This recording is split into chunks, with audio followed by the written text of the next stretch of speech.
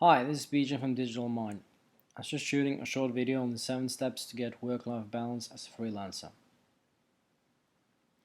The first point I'd cover with you is to set aside the number of hours per week that you will be working. This can be very helpful in budgeting your time and respecting the hours that you will be spending on other things.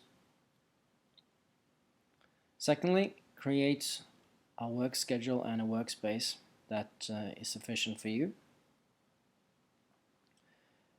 Now, this can very easily be set up through Google Calendar, and Google Calendar can also be very good in recording the time you're working and locking in deadlines. You can also put in reminders in Google Calendar so that you know how much time you have before a deadline.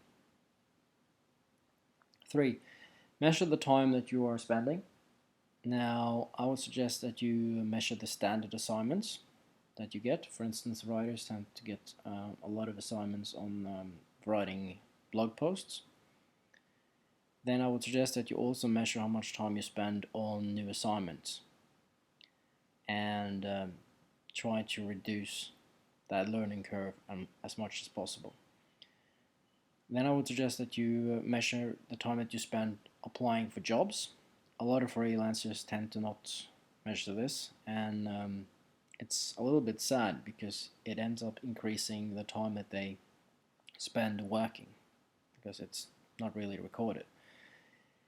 Ideally, you want to measure how much time it takes for you to make $1 and then work proactively to reduce that time by focusing on doing more of the things that make you money and less of the things that waste your time. 4. Create a good mix of projects. Ideally, you want to say no to any unclear projects and work with clients until you understand what they want before you start. That saves the client a lot of frustration and you a lot of time. Ideally, you want to set aside 50 to 70% of your available working time to large projects to get cash flow and 10 to 20% to small projects. And then I would suggest you set aside some buffer time. That could be 10 to 20% of your work time to give yourself a little bit of air in case the client, for instance, might change their specs or something might come up in your life that you need to make adjustments for. What I haven't included in this breakdown is the time you spend applying for jobs.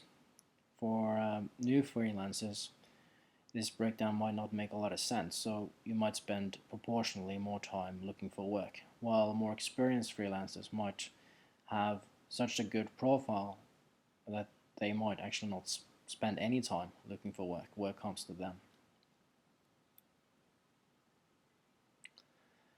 5. Create templates. Now, here I'm looking for templates on some of the most simple things.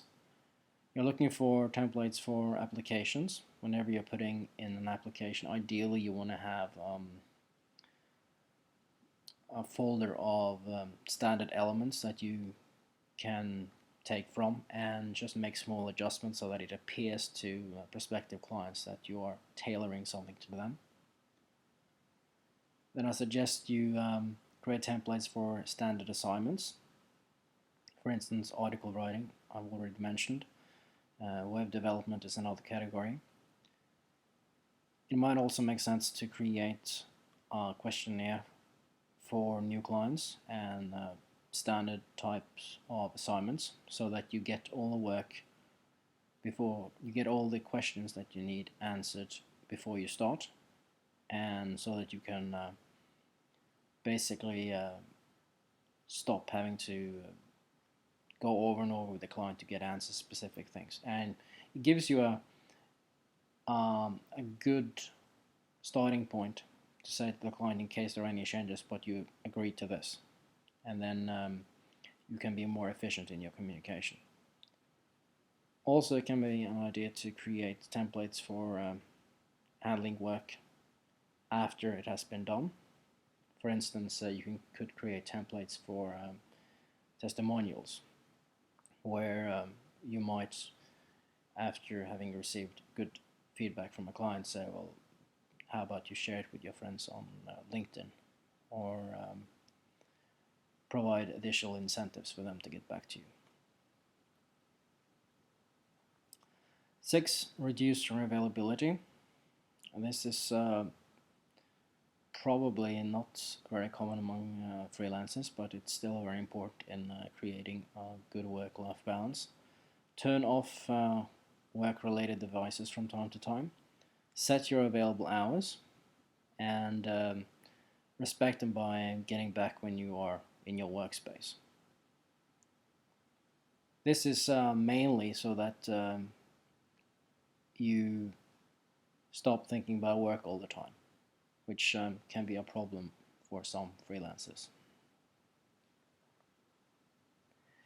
And 7, set aside freelance-free periods, basically time when you're not working, because at times you can be very much in your zone, so to speak, and you might actually get a little bit drained and you might not notice it.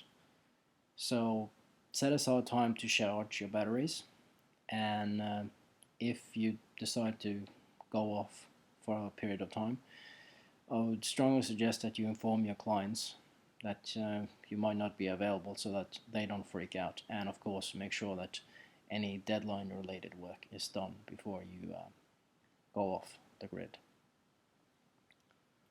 Okay, that's about it. If you'd like to see more videos like this, just go to digitalmind.com.